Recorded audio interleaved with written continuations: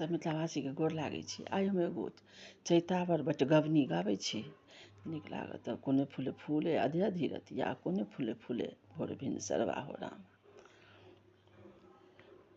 कोने फूले फूले आधी आधी रतिया, कोने फूले फूले भिन सरवा हो राम।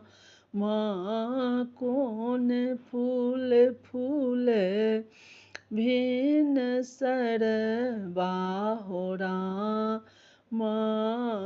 चैत के महीना, चैत के महीना सोहनमा हो राम। बेली फूल फूलै आधी आधी रतिया, चमेली फूल फूले भिन सरवा हो राम। चमेली फूल फूले भिन सरवा हो राम। सब फूल फूली गेल भोमरा लेल, भोमरा लेल निज बास हो राम। भोमरा लेल निज बास हो राम। चैत के महीना, चैत के महीना सोहनमा हो राम। कथी में तोड़ब बेली फूल, कथी में तोड़ब चमेली हो राम। कथी में तोड़ब चमेली हो राम।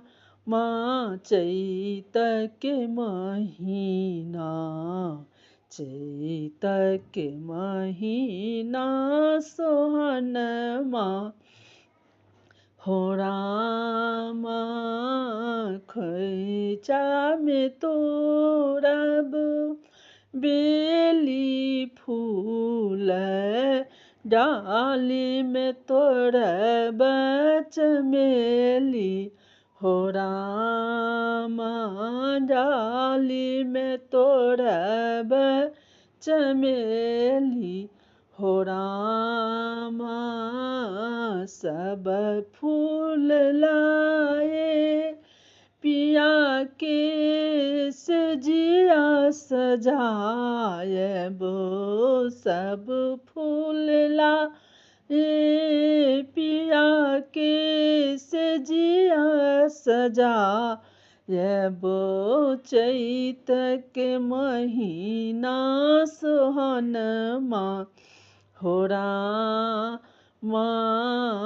आन दिन बोलै कोइली भोर भिन सरवा, आई किया बोलै आधी रतिया हो राम।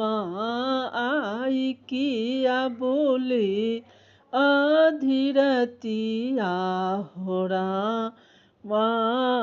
चैत के महीना, चैत के महीना सोहनमा हो राम।